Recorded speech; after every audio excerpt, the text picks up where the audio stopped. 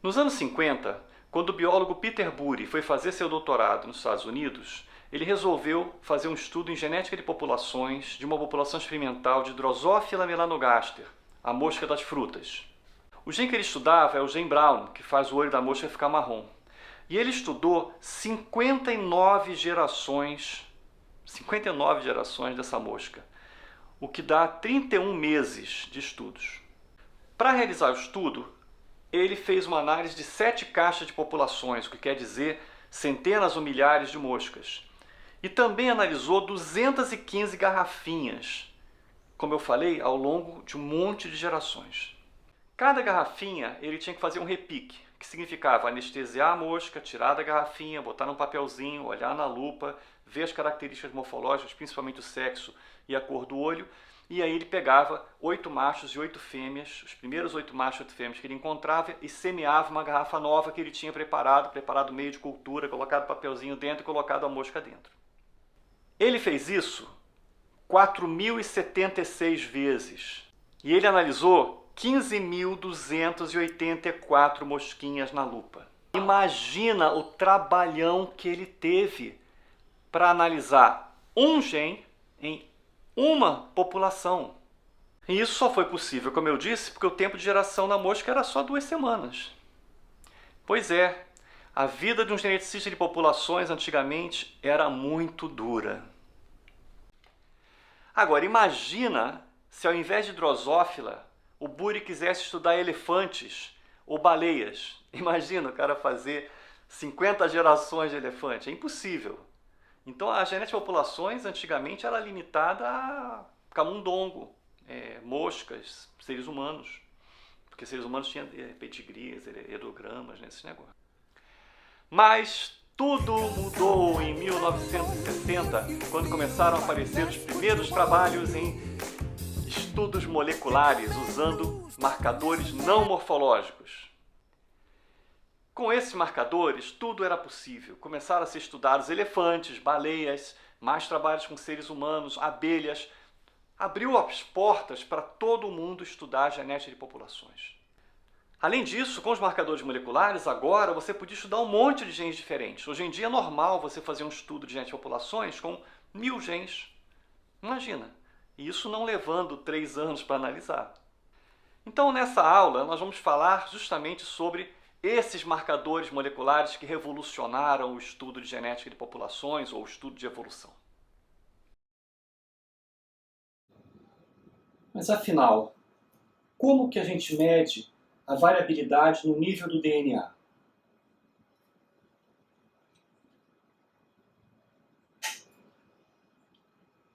Nesse vídeo nós vamos discutir, primeiro vamos mostrar o contraste entre marcadores morfológicos e moleculares, e depois vamos apresentar os primeiros marcadores moleculares do nosso curso. Na aula que vem nós vamos estudar outros marcadores moleculares. Os primeiros que vamos estudar hoje são os marcadores de sequência de DNA. Vamos falar sobre sequenciamento Sanger, que é o sequenciamento de um gene de cada vez, ou um pedacinho de DNA de cada vez, e depois do sequenciamento paralelo maciço, também conhecido como NGS, ou Next Generation Sequencing. E no fim, eu vou dar um exemplo para vocês de como que a gente pode usar esses marcadores para saber qual é o bacalhau que está dentro do bolinho. A primeira impressão que a gente tem quando a gente olha a natureza é que tudo é mais ou menos muito parecido, né? Vocês viram isso na primeira aula, como que os bichos são parecidos uns com os outros. Entretanto, se eu procurar com calma, eu consigo achar alguns marcadores. Esses marcadores são chamados marcadores morfológicos que a gente usa para fazer genética de populações. Ou antigamente era o único que se usava, eram os marcadores morfológicos. Era a cor do olho, da drosófila, nos seres humanos, orelha solta ou presa, cores de gatos, como a gente vai ver ao longo do curso, todo esse curso, as cores dos gatos. Mas era bastante limitado. Os primeiros marcadores que não eram morfológicos que foram usados foram os grupos sanguíneos. Quando o pessoal descobriu os grupos sanguíneos na espécie humana e viu que ele tinha uma herança mendeliana, eles foram os primeiros que foram usados. Mas era só um loco com 3 alelos, então não tinha muita coisa para analisar, mas já era alguma coisa. Mas aí, como eu disse, chegaram os marcadores moleculares. Bom, vamos falar primeiro do sequenciamento Sanger, que foi o primeiro tipo de sequenciamento que foi feito. Foi com esse sequenciamento, aliás, que foi feito o genoma humano. Então vocês veem que ele funciona bem, só que levou anos para fazer o genoma humano, com centenas de máquinas de sequenciamento ao mesmo tempo para poder fazer o genoma humano. Basicamente, o que é fazer o sequenciamento de DNA? É saber a sequência das letrinhas, dos nucleotídeos, né? A TCG. O sequenciamento Sanger começa com uma fita de DNA que é aquecida para desnaturar, como se fosse uma PCR, né? E aí separa as duas fitas e aí entra um primer, que é específico do gene que você quer sequenciar, e você coloca junto a DNA polimerase, que vai pegar os nucleotídeos que estão em solução e vai começar a sintetizar uma cópia daquele DNA. Esse procedimento todo é igualzinho o que acontece numa PCR. A diferença é que agora vai ter um nucleotídeo de terminação. Esse nucleotídeo de terminação ele é um dideoxi, de modo que ele não consegue permitir que a duplicação do DNA continue. Então a polimerase para ali, sai, porque não tem mais como continuar, e aí acontece o aquecimento e vai soltar aquele pedaço de DNA duplicado do DNA matriz. Ou seja, é igual ao PCR, exceto por essa parte da terminação. A temperatura volta a descer para poder entrar o primer de anelamento, entra a polimerase e começa a duplicar de novo. E aí vai encontrar um outro nucleotídeo de terminação. Então o que vai acontecer é que os nucleotídeos de terminação estão numa quantidade bem menor do que os nucleotídeos normais. Então vai ter a TCG normal e vai ter também a TCG com problema na terminação. Então no fim eu vou ter uma bateria de fragmentos de DNA, todos parados em lugares diferentes e com um nucleotídeo de terminação específico para dizendo na posição 22 parou porque tinha um T com defeito, ou na posição 24 parou porque tinha um A com defeito. Agora que eu tenho todos esses fragmentos, eu posso separá-los através de eletroforese em capilar. Dentro do capilar tem um gel que funciona como se fosse uma peneira. E aí os fragmentos menores vão viajar com mais velocidade dentro do gel. Então no fim eles vão se alinhando e eu vou ficando com fragmentos por ordem de tamanho, cada um com um terminador. No fim do capilar tem um raio laser. Quando o raio laser encontra o nucleotídeo de terminação, ele gera uma luz que vai depender de qual nucleotídeo estava ali naquela posição. O verde, por exemplo, é a adenina. Depois ele vai continuar, e aí se tiver um roxo é a citosina, um G é amarelo e o T é vermelho. E ele continua fazendo isso, vão passando os fragmentos cada vez maiores e cada um vai dando uma cor, e aí você sabe a posição de cada nucleotídeo, ou seja, você sabe a sequência de DNA. Já os chamados sequenciamentos de nova geração, NGS, ou também sequenciamentos paralelo maciços, são baseados em várias plataformas diferentes. Atualmente tem vários tipos de sequenciamento competindo uns com os outros, cada um com suas vantagens e desvantagens. Neste momento, o que é mais usado é a plataforma Illumina para o sequenciamento. Qual é a diferença dessas plataformas em relação às outras? É que elas fazem milhões de sequenciamentos simultaneamente. Então você, ao invés de fazer um por um, como no Sanger, você agora tem milhões e milhões e milhões de sequenciamentos. O que permite, por exemplo, você pode fazer hoje em dia um sequenciamento do genoma humano em uma semana. Ao contrário daqueles montes de anos que levou para fazer com Sanger. Vamos ver como que funciona no caso da plataforma Illumina. Você produz vários fragmentos que são preparados, que a gente chama de biblioteca. Essa biblioteca é presa numa placa, tem uma placa com vários adaptadores, que são essas figuras em azul e em roxo, e as sequências de DNA se prendem ali, e aí começa a reação de sequenciamento, propriamente dita, que é basicamente a entrada de um primer, que é essas 4 bolinhas roxas em cima, Eles entram e aí começam a entrar os nucleotídeos, igualzinho no outro, com uma polimerase. Cada nucleotídeo que entra, ele tem um fluorocromo que brilha na hora que ele entra. Ele entra e ele solta esse bloqueador e ele brilha. Então, isso chama-se sequenciamento por síntese. Vão entrando então os vários nucleotídeos e o que o programa tem que fazer, na verdade o que o aparelho tem que fazer, o sequenciador, é ver essas luzezinhas que estão acendendo em milhões de lugares ao mesmo tempo numa placa pequena. Então eles têm, é como se fosse um microscópio de fluorescência olhando para essa placa, aí está a placa, com milhões de pontinhos que ficam brilhando. Ele vai gravando os pontinhos que ficam brilhando e ele vai sabendo que nucleotídeo entrou em qual posição em cada momento. Um outro tipo de sequenciamento de nova geração é o nanopore.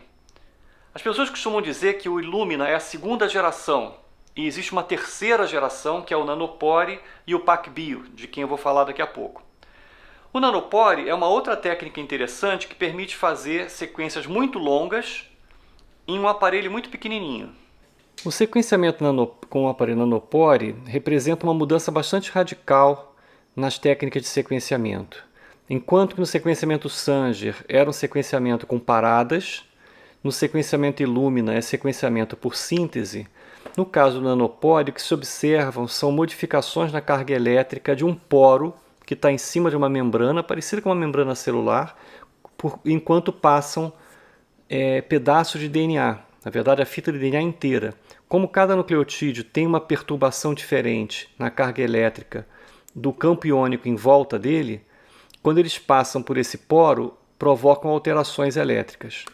Então, basicamente, isso é feito num aparelhinho pequenininho, que é esse aí, ele é menor do que um celular.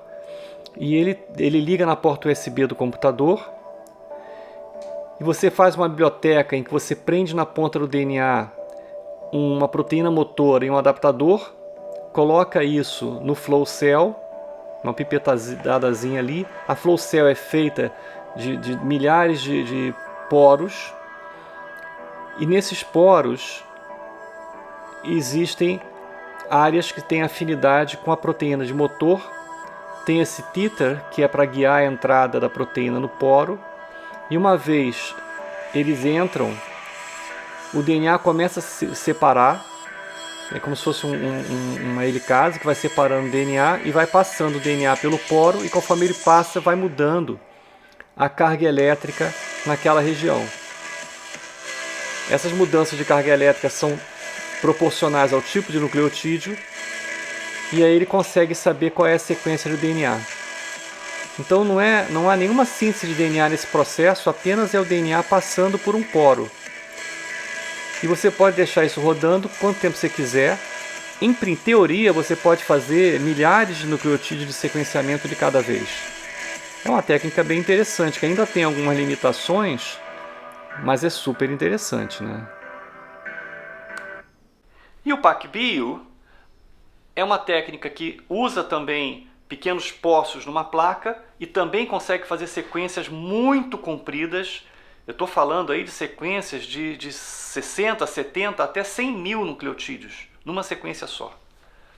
O sequenciamento PacBio tem em comum com o sequenciamento Illumina o fato dele usar sequenciamento por síntese, ou seja, cada nucleotídeo que entra na sequência produz uma luz que é captada por um receptor que diz qual foi o nucleotídeo que entrou.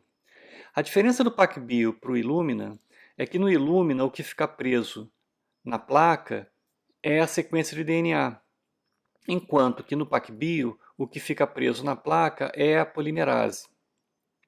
Isso significa que no caso do Illumina existe um limite muito curto para o tamanho da molécula que pode ficar presa, enquanto que no caso do PacBio, como fica presa a polimerase, em princípio dá para fazer sequências muito, muito longas. Como é que funciona? Você começa com o DNA, como qualquer outra técnica. Aí o DNA é cortado em pedaços de um tamanho grande e faz-se o que chama-se de biblioteca. A biblioteca é um pedaço de DNA com adaptadores nas duas pontas que pegam as duas fitas do DNA, formando então uma alça, né, um anel Então o DNA acaba ficando meio que circular. Nessa alça tem também os adaptadores que vão se ligar junto com o primer e a polimerase nos poços do adaptador, do sequenciador. Esse aqui é o sequenciador. Então ele tem o que eles chamam de Smart Cell, que tem várias células, dentro das quais existem coisas que atraem a DNA polimerase e grudam nela. Uma vez a polimerase junto com aquela alça entra, ela começa a duplicar o DNA, emitindo luz a cada nucleotídeo que entra. E isso continua por um tempão. Tem duas maneiras de usar o PacBio atualmente. Antigamente só tinha uma maneira que tinha uma taxa de erro muito grande. Então, eles criaram a maneira chamada de sequenciamento circular de consenso, em que o fragmento é um pouco menor e ele fica rodando várias vezes, de modo que são geradas centenas de cópias da molécula, o que permite que se faça um consenso entre elas, diminuindo a taxa de erro. Isso normalmente funciona até mais ou menos 20 mil nucleotídeos, o que é bastante, né? E chama-se Hi-Fi. A outra maneira é a tradicional, que é a leitura de fragmentos contínuos, longos, que consegue fazer até 50 mil nucleotídeos de cada vez. Então, nessa tabela, eu estou comparando as várias metodologias de sequenciamento que existem no momento. Então, como vocês podem ver, elas diferem em relação ao preço do aparelho. Tem uns que tem um aparelho caríssimo, tanto é que você não compra o aparelho, você usa um aparelho de algum outro lugar, de algum centro que faz esse tipo de trabalho. Tem o custo por nucleotídeo sequenciado, tem a qualidade da sequência e tem o tamanho de cada read, né? Então, vocês podem olhar aí que cada técnica tem as suas vantagens e desvantagens. Para dar um exemplo para vocês de como a gente pode usar o sequenciamento, vamos falar de bacalhau. O bolinho de bacalhau, como vocês sabem, tem muitas vezes bacalhau, além de batata e um monte de outras coisas. Outras vezes não é bacalhau, porque bacalhau só pode ser usado para espécies do gênero gados. Gados morrua, gados macrocéfalos, que são os bacalhaus portugueses, que o pessoal chama, ou bacalhau do Pacífico. Esses o governo permite que sejam chamados de bacalhau. Todos os outros têm que ser chamados de peixe salgado seco. Só que quando ele está no bolinho, é difícil saber, né, qual que era. Quando o peixe está inteiro, você vê, mas quando está no bolinho não dá para saber. Mas dá para saber, usando sequenciamento de DNA. Então, qual é o primeiro passo que a gente usa quando vai fazer um estudo assim? A gente pega as espécies de peixe que são vendidas como bacalhau, tanto o bacalhau verdadeiro quanto as espécies de bacalhau falso, e sequencia um determinado pedaço de um gene delas. Nesse caso, nós estamos usando o gene mitocondrial citocromo B. Depois que a gente sequenciou o citocromo B de um número grande de espécies que poderiam ser vendidos como bolinho de bacalhau, agora a gente tem o que a gente chama de biblioteca de DNA. Essa biblioteca, então, tem as várias sequências com os vários picos, e pelos picos eu sei qual é a espécie, olhando para eles. Depois que eu tenho os picos, eu faço um alinhamento, eu ponho todas as sequências alinhadas umas com as outras, cada linha dessas é um indivíduo, né, e cada coluna é um nucleotídeo. E agora, com esse alinhamento, eu posso finalmente falar, bom, eu estou com a minha biblioteca pronta. Então, o que eu faço agora? Agora que eu tenho a minha biblioteca pronta, e eu quero saber de onde veio esse bolinho de bacalhau, eu primeiro pego o bolinho, depois eu extraio o DNA do bolinho, depois eu faço uma PCR com esse gene. Depois que eu fiz a PCR com esse gene, eu purifico o produto de PCR e faço o sequenciamento de DNA desse produto. Agora que eu tenho a sequência de DNA, eu comparo ela com a biblioteca e aí eu falo, esse bolinho aqui é de tal espécie. Então esse que é o procedimento básico para fazer uma identificação usando sequência de DNA de um bolinho de bacalhau.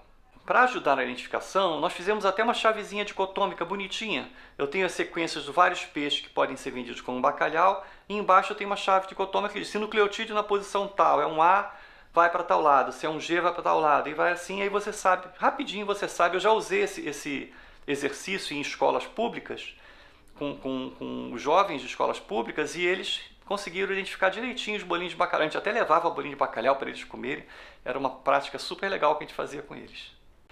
Então é isso. O sequenciamento de DNA, seja ele Sanger ou seja ele NGS, ele permite estudar todos os aspectos da evolução.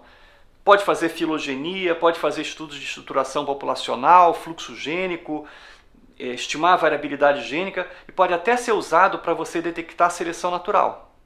Então, o sequenciamento de DNA é uma ferramenta poderosíssima. Vai longe os tempos do Buri e ficar olhando o olho de Drosophila. Mas existem outras técnicas importantes, como por exemplo RFLP e microsatélites. Vocês sabem o que é isso? Bom, se não sabem, vocês vão descobrir na nossa próxima aula. Até lá!